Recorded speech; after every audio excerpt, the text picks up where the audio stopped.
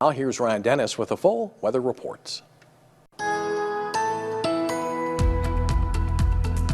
Yeah, we have had more summer-like weather today as warmer temperatures have returned to north central Montana. Many of us topped out in the 70s and the low to mid 80s for highs today. Right now it is cooler in some locations like Browning, Cut Bank, as well as Shelby, but that's just because we have had some showers and thunderstorms pass through those areas.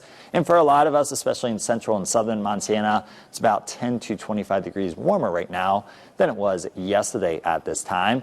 A little bit breezy, but where we are dealing with those showers and thunderstorms, we are dealing with gusty to strong winds. We've actually had a few wind gusts over 60 miles per hour in spots associated with those thunderstorms. We have some scattered showers and thunderstorms right now, primarily along the High Line, especially in locations east of I-15. Tomorrow it's going to be a beautiful day, warm, mostly sunny, and little wind. This weekend, not too bad, partly cloudy skies and warm temperatures, but cooler and wetter weather will return early next week. And have a look at your 7-day forecast in a few minutes. The Montana State Fair begins next week, but thrill seekers can get a head start on satisfying their carnival cravings. The Montana-based Dreamland Carnival has set up next to the Flamingo Lounge on 10th Avenue South. Part of the carnival proceeds will benefit Toys for Tots of North Central Montana, which provides Christmas toys for kids in need. With food, rides, and games, the carnival features everything you'd see at most carnivals and more, including rides like the Frenzy and Vertigo. Organizers say while most associate Toys for Tots with the holiday season, the need for help exists year-round. There's a lot of kids that, they don't get a Christmas. They don't get to wake up to something under their Christmas tree. Some of them don't even have the Christmas tree. So it's really nice to have us to come in, ask for the help or be there to help them children that see that they need it.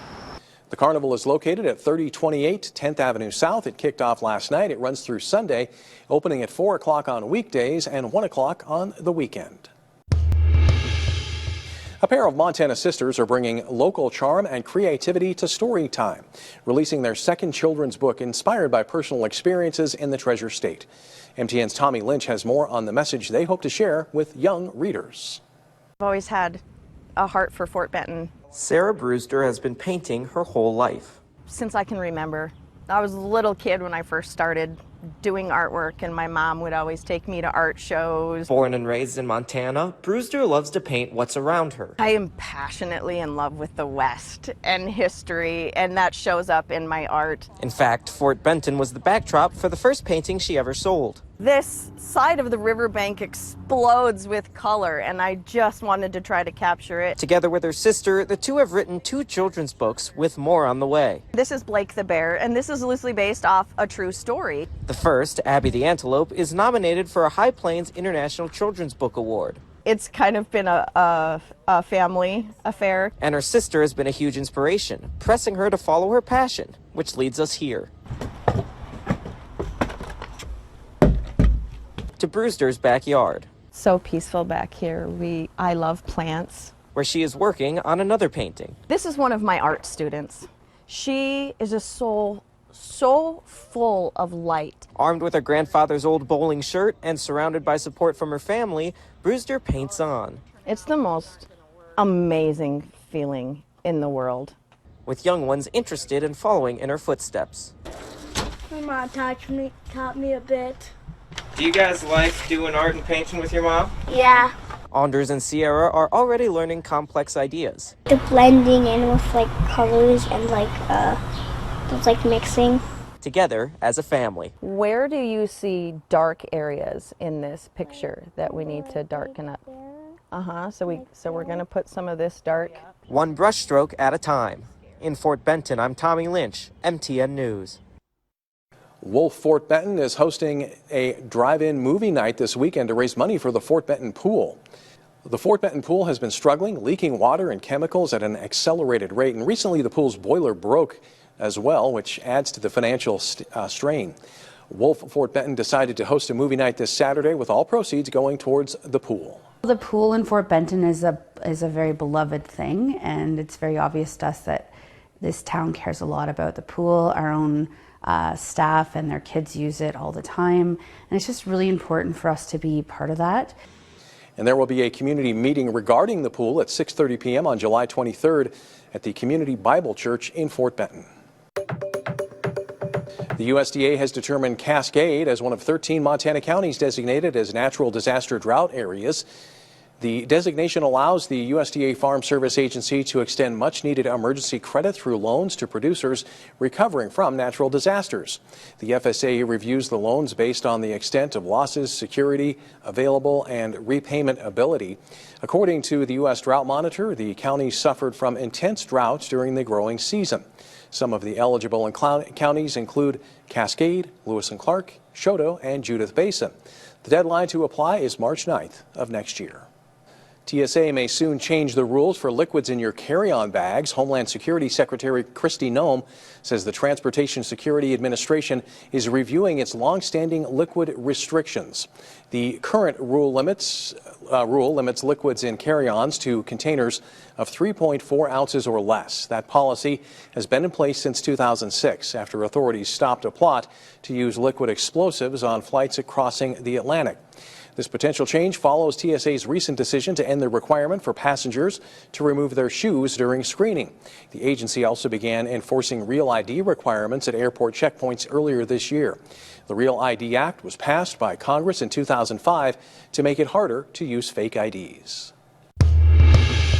There's the problem. We don't know what will be consumed now. Agriculture commodity groups, so the National Corn Growers Association, National Association of Wheat Growers, CoBank. Stakeholders gather in Missoula to talk about tariffs and trade. Hear what they had to say coming up after the break. From Montana's news leader, you're watching the MTN 530 News. Welcome back. Uncertainty is the word Montana farmers are using when they're facing looming tariffs that President Trump has proposed. To discuss the impacts of tariffs, which are already being felt by many farmers, a town hall was held to discuss what the impacts are and what they may turn into. MTN's Zach Volheim attended and has the full story. On Thursday at the University of Montana, industry professionals, farmers, and economists all gathered to talk about the impending tariffs that the Trump administration is currently negotiating. That's really the viability of those farm communities, is having those export markets.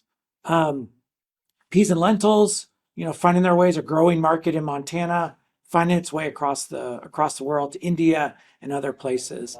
The panel discussion, put on by Farmers for Free Trade and the Montana World Trade Center, was guided by the current and future impacts of President Trump's tariffs.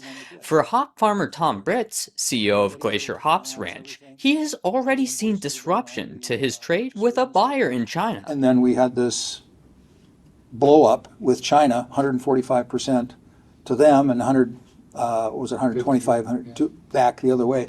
Killed the deal. Immediately killed the deal. Steve Sheffels, a wheat farmer and vice president of the Montana Grain Growers Association, notes that another effect being felt is with their international partners. So far, he indicates that this has allowed Montana wheat to remain competitive in the global market. That relationship is worth millions and millions of dollars to Montana farmers. All three of the farmers touched on how there is not only the immediate disruption, but also uncertainty because of the changing deadlines. You can just imagine it in your own life if your landlord came to you and said, oh, the rent's changing next month. You'd been planning on that rent being a certain amount, and it's not going to be that amount anymore going forward. That's just part of it. Can you afford to live where you're going to live? Not all of the proposed tariffs have been implemented yet, with the Trump administration stating that it's still negotiating different trade deals with various countries, although there is currently the August 1st deadline set by President Trump. In Missoula, I'm Zach Volheim, MTN News. There are some scattered showers and thunderstorms around right now, but are we going to see any more precipitation as we head into Friday and this weekend? I'll let you know my full forecast after the break. Storm Tracker weather starts now with Chief Meteorologist Ryan Dennis. Welcome back, everyone. We have had beautiful weather for most of today, but as we've gone through the past few hours, we have had increasing clouds, and there have been some scattered showers and thunderstorms, especially along the high line. And in Great Falls, we have been dry, but we are dealing with gusty winds right now as we're dealing with outflow winds from the thunderstorm that is just to the northeast of us right now. And you can see the cumulonimbus clouds associated with that thunderstorm. Actually, that thunderstorm is impacting the Fort Benson area right now, and they're getting hammered pretty hard. And there's a severe thunderstorm watch in effect for most of north central Montana and part of northeastern Montana until 10 p.m. tonight. Severe thunderstorms with damaging winds up to 65 miles per hour and or large hail up to 2 inches in diameter are possible. We've already had multiple severe thunderstorms within north central Montana producing strong winds as well as large hail. Taking a look at satellite and radar, you can see how in the southern half of the state it's nice and quiet, and that's where we have a lot of sunshine. But in north central Montana, there have been some scattered showers and thunderstorms around for the past few hours. And taking a closer look at that thunderstorm that we were looking at on the Great Falls Clinic iCam, again, the Fort Benson area is getting hammered right now with some heavy rain as well as some small to medium-sized hail. And that's not the only strong thunderstorm that we are dealing with right now. There's another one that's impacting northern Blaine County. This is located just to the north of Chinook, and this is working its way towards the east-southeast. And this has been producing some large hail as well. And then we do have a severe thunderstorm that is impacting southeastern Blaine County. There's a severe thunderstorm warning in effect for southeastern Blaine County, including the Hayes area until 6:45 p.m. And then to the southeast of that, we also have a severe thunderstorm warning in effect. And this is for large hail up to 1 inch in diameter, as well as strong winds up to 60 miles per hour. And this precipitation is also associated with a disturbance that is working its way through southern Alberta and southern Saskatchewan right now. So it's just clipping the northern half of Montana. As we go through the rest of this evening, there will continue to be some scattered showers and thunderstorms east of I-15, generally along the eastern half of the High Line.